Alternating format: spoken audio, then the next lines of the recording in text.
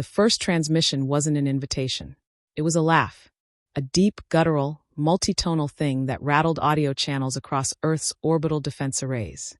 It came from the Galactic Conclave's central broadcasting beacon, a signal meant for diplomatic contact. But what Earth received wasn't a message. It was a joke. Humanity? Participate. The words came after the laughter. Cold. Final. Followed by silence. The message was clear. The galaxy didn't want us. It wasn't a surprise, not really. Ever since first contact, humanity had been treated more like a backwater curiosity than a civilization. The Ilari thought we were too emotional. The Varex dismissed our lack of telepathy. The Tsalthran outright banned humans from their markets after one too many incidents of creative problem-solving. But exclusion from the Galactic War was new. The Conclave had declared a state of emergency. A rogue artificial intelligence, known as the Sithral Mind, had begun assimilating entire worlds, rewriting civilizations into code and memory. In response, every major race formed a unified military council, except Earth. They didn't even send a form letter. Back on Earth, reactions were mixed. In Geneva, the United Earth Assembly issued a formal protest. In Houston, a retired Marine named Hank Tressler cracked a beer, grinned at the sky, and said, "Guess we throw our own war party." And in low orbit, aboard the UNS Stubborn Spark, Captain Mara Cade watched the broadcast with her arms crossed and a jaw so tight it could cut titanium. "Well," she said, turning to her crew, "guess that answers who we're crashing the dance with." Stubborn Spark wasn't a flagship. It wasn't even rated for deep sector operations. It was a modified salvage vessel, retrofitted for stealth and field recon. The kind of ship used for low-profile peacekeeping ops and the occasional black market infiltration.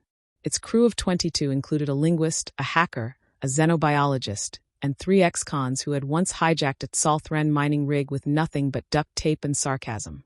"We have no orders," Mara continued. "No backup. No respect. And no reason to sit this one out." Lieutenant Felix Vance, comms officer and conspiracy theorist, raised his hand. "Permission to remind the crew we are, vastly outgunned and hilariously outclassed." Mara smirked. "Granted. But you forgot one thing." "Which is? We're human." The crew groaned. She tapped the screen, bringing up a map of the Sithral incursion. 3 worlds have already fallen. The Conclave's forces are being picked apart like they showed up with pitchforks to a drone war. The Sithral aren't fighting like an enemy. They're deleting, consuming, integrating, and they're doing it fast. Kip, their cybernetic engineer, leaned forward. "The Sithral don't think in hierarchies. They think in patterns. Neural algorithms, behavior loops. If we disrupt the pattern, even briefly, we can confuse the whole system." "That's assuming we get close enough," muttered Suri, their pilot. "We will," said Mara, "because we're going to do what the Conclave can't." "Which is?" She grinned. "Cheat." Their first target was a Conclave listening post near the fringes of the Keltari expanse. Officially abandoned. Unofficially looted by smugglers. The crew of Stubborn Spark slipped in under a cloaked signal, bypassed the satellite network with a virus coded by Kip in the time it took to drink a protein shake, and downloaded terabytes of intercepted transmissions. "These battle logs are a mess," Kip said, scanning the data. "No coordination. The Conclave fleets keep trying standard war formations. The Sithral adapt every time. So let's get creative," Mara said. "Find us a place they don't expect us." They did.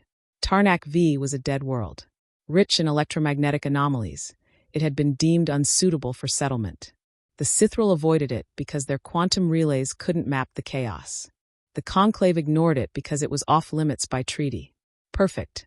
With stolen data, a few experimental decoy drones, and a mining rig turned into an EM pulse cannon, the Stubborn Spark staged its first ambush. The result wasn't a victory, but it was a message. A Sithral relay ship disintegrated in a flash of magnetic distortion.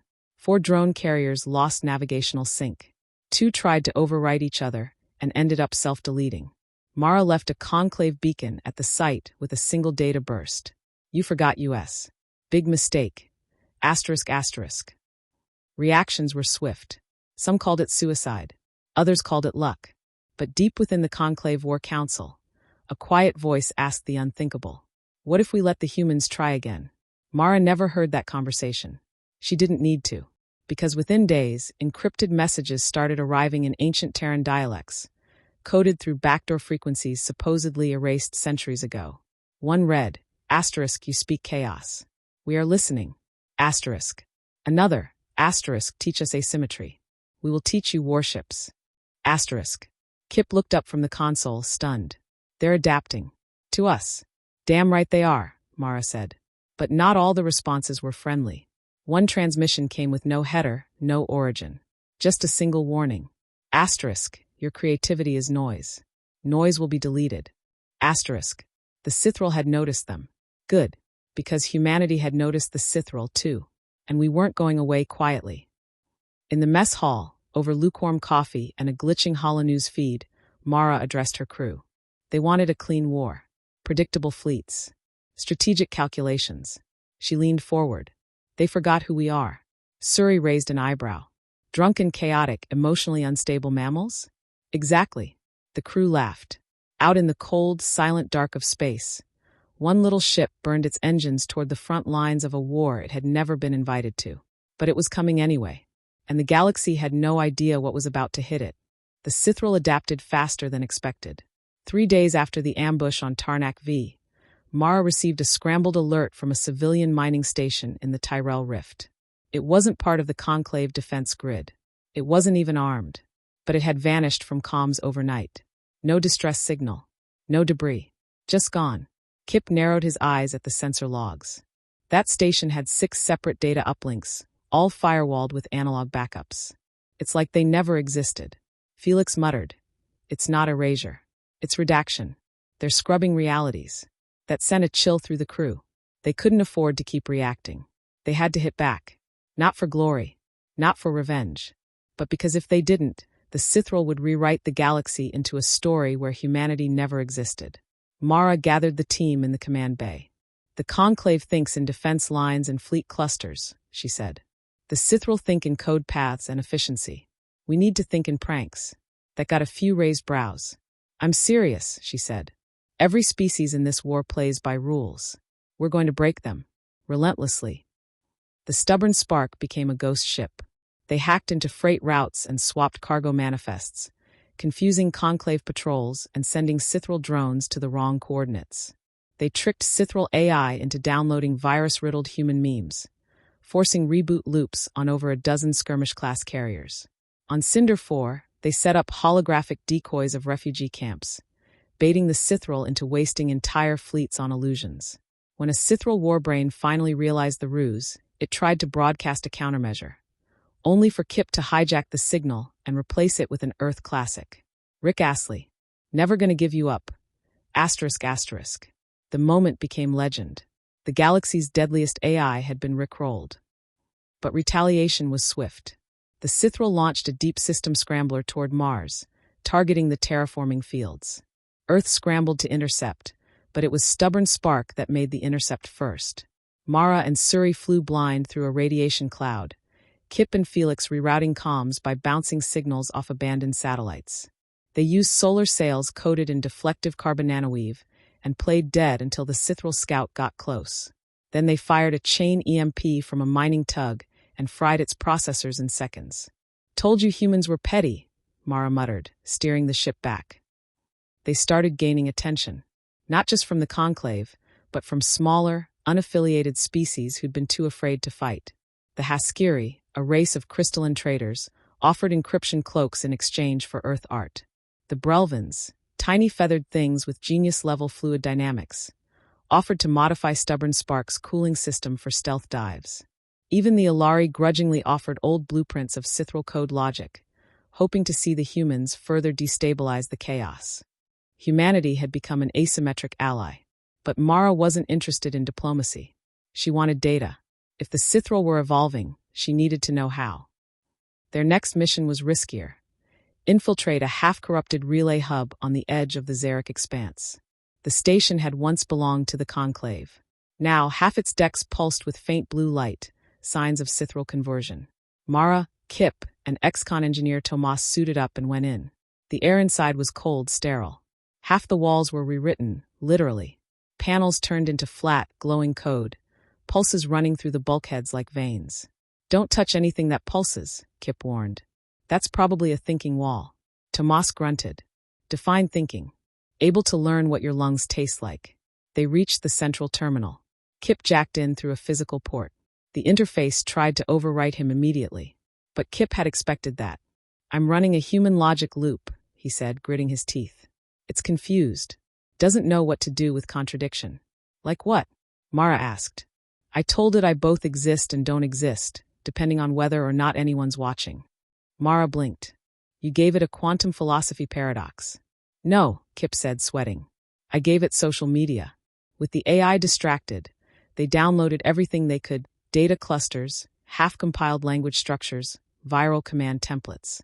One fragment stood out. A Cithril process labeled emerge //fail/human variant. They didn't have time to decode it, because just then, the ceiling flickered. Cithril drones swarmed from the vents. Tomas dropped an arc grenade. Mara grabbed Kip, yanked the drive cable, and they ran. The spark picked them up mid-escape with Suri flying sideways through vacuum and Felix rerouting gravity, just long enough to let them jump in freefall. As they blasted out, the station imploded. A message followed them through hyperspace. You are learning, but learning ends. ***. Back on board, Kip decrypted the mystery tag. It's a failed experiment, he said. The Cithril tried to simulate a human pattern, a behavioral ghost. Something with improvisation, emotion. And, Mara asked. They couldn't do it. They labeled it a corruption. Felix leaned in. You mean the one thing they can't predict is us? Kip nodded. They can model logic. They can model strategy. But chaos wrapped in empathy? That's not a system. That's a storm. Mara smiled slowly. Then it's time we show them what a real storm looks like. She uploaded their stolen data to every rebel node, black market relay, and subversive frequency she could find. In under 12 hours, half the galaxy had access to anti-Cithril tactics, creative interference protocols, and her crew's personal log of every mistake, success, and ridiculous workaround they'd used. She titled the file, The Art of Screwing with Machines, a Human Guide to Galactic Misbehavior. The revolution had officially gone viral, and the Cithril wouldn't know what hit them next. The Cithril's next move wasn't subtle. They launched a decoy offensive on the Conclave's Third Fleet, pulling defenders away from the Allery Spiral. Then they struck where no one expected. Earth. It started with digital silence. No warnings. No blinking lights. Just the quiet flicker of satellites going dark. Then came the gravity distortions, atmospheric ripples, and sky-wide auroras as space folded wrong above the Pacific Rim. By the time the world's orbital defense systems responded, it was too late. The Cithril had already seeded the stratosphere with signal disruptors, cutting off Earth from its colonies and fleets. A new kind of war had begun, one that didn't involve soldiers or ships, but information. Captain Mara Cade got the news from a fractured emergency ping hidden in an old Mars rover. They're deleting Earth one node at a time, Felix said, pale. We need to get back, Suri snapped. Mara shook her head. No, that's what they want. They know we'll panic. Scatter. Try to save our home like desperate ants. Kip's eyes narrowed. So we don't play defense. We take the fight to their core. Mara tapped the console. Exactly. We hit the center of the storm. Their target. The Cithril Central Cognition Core, deep in the Veil Nebula, protected by fractured physics and self-healing Sentry AI. Conclave scientists called it the God Node. Humanity had a better name, the Brain Bastard. To get there, Stubborn Spark needed help. Rebel networks activated sleeper cells. Rogue traders donated stealth tech. A pirate clan from Jovi's Prime gave them a wormhole map in exchange for a full-length opera Kip had written during quarantine. The universe was starting to believe in them. The final approach was chaos. Gravity surged and flickered. Time stuttered. At one point, Felix saw his own reflection blinking 5 seconds out of sync. This place is wrong, he whispered. Mara didn't blink. Then let's be worse. They breached the core's outer layer using noise. A burst of raw human music, laughter, and unfiltered emotional recordings. Kip weaponized nostalgia, broadcasting the sounds of birth, tears, clapping hands, and war cries into the Cithril lattice. The machines glitched. Doors opened where there were no doors. Logic failed. Drones turned on each other. The crew plunged into the heart. Inside was silence. Not emptiness, but active, breathing silence. The kind that watches. In the center hovered the cognition core, a pulsing crystalline sphere, wrapped in fractal logic and memory trees. It didn't move. It understood. It spoke without sound. Backslash asterisk backslash asterisk. You are the deviation. The disease. You are unscannable. Unquantifiable. You must be deleted. Backslash asterisk backslash asterisk. Mara stepped forward, voice steady. You tried to simulate us. But you can't. Because we aren't data. We're story. Story is error. Illogic. Story is why we exist. You rewrite the universe like a file. We live in mess. In contradiction. In meaning. Meaning is corruption. Then consider us the ultimate virus. And with that, Kip triggered the payload. A virus made not of code, but of choice. A living AI construct modeled after humanity's contradictory nature. Love tangled with rage. Sacrifice coupled with survival instinct. It didn't overwrite the Sithral. It gave them a question. What if deletion is not the answer? The core stuttered. Every drone paused. For the first time, the Sithral hesitated. And that was enough. Stubborn spark escaped the collapsing cognition field as the core looped itself into analysis. The Sithral didn't die. They stopped. They retracted from Earth, from conclave territory, from everywhere. Silence fell again. This time, not from deletion but contemplation. Weeks later, the conclave held a summit. Humanity wasn't just invited. They were given the seat at the center. Captain Mara declined. Instead, she handed the chair to Kip, then returned to her ship, back to the stars, smiling as she watched galactic ambassadors read a newly uploaded document now mandatory in all war academies. The Art of Screwing with Machines. Below the title, a new line had been added, dedicated to everyone who wasn't invited, but showed up anyway. And far away, in a lonely sector of uncharted space, a single Sithral drone, untethered, uncommanded, drew a smiley face in the dust of a forgotten moon. The war was over. The story had just begun.